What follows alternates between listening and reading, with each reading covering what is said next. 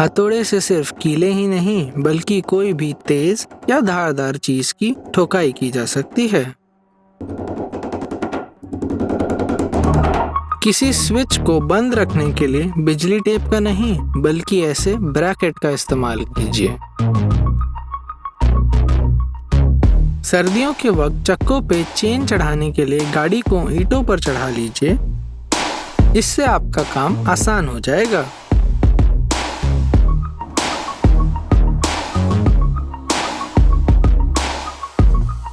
Screw को अंदर drill करते वक्त ड्रिल की नोक पे एक टेप का टुकड़ा लगा लीजिए और बना लीजिए अपने काम को सरल। ब्रश के हैंडल को गंदा होने से बचाने के लिए उस पे एक टेप लपेट लीजिए और काम होने पर निकाल लीजिए।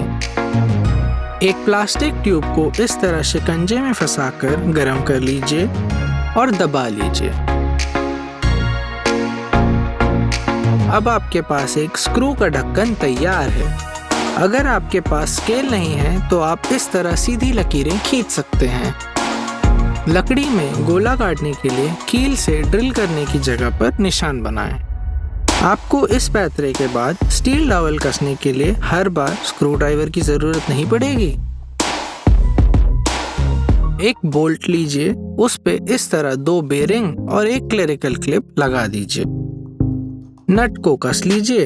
अब क्लिप में ब्लेड फंसा लीजिए। अब आप गोल आकार आसानी से काट पाएंगे।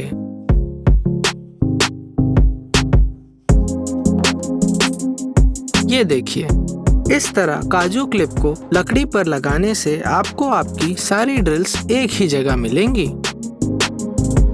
ये देखिए, है ना काम का तरीका।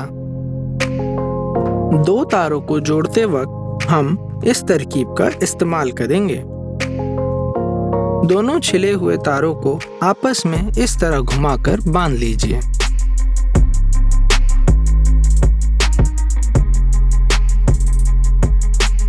और अतिरिक्त हिस्से को काट लीजिए और ये तैयार। जब आपको खंबे के इर्द गिर्द तार बिछाना हो तब आप इस पट्टी पे त्रिकोण काट लीजिए।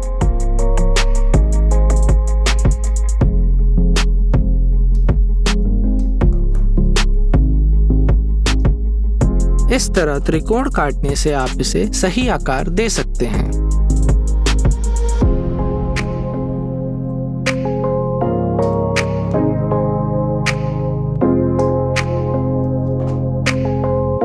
लग रहा है ना एकदम चकाचक।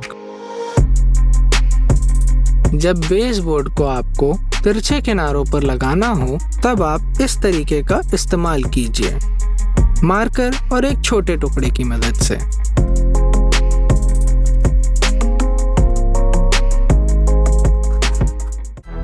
बिजली का काम करते समय अपने स्विच को ताला मारना मत भूलिएगा।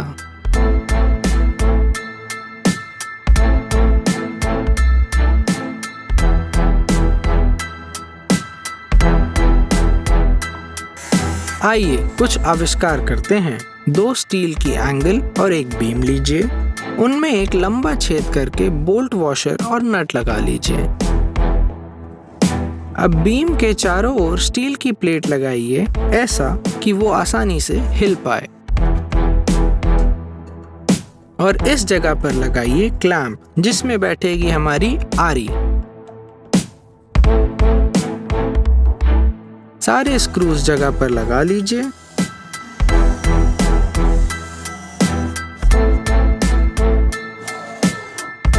और आरी को वापस बैठा लीजिए और तैयार हमारा वर्क स्टेशन।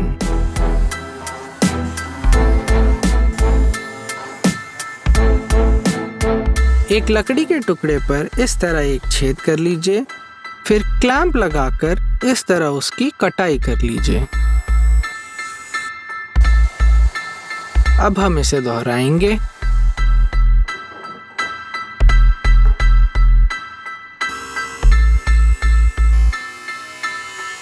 एक लकड़ी को इस तरह छील लीजिए। अब ड्रिल मशीन में एक स्क्रू फंसा लीजिए और इस स्क्रू पर ये लकड़ी। और इसकी मदद से हम एकदम गोल और चिकनी लकड़ी बना सकते हैं। आज के लिए सिर्फ इतना ही। धन्यवाद।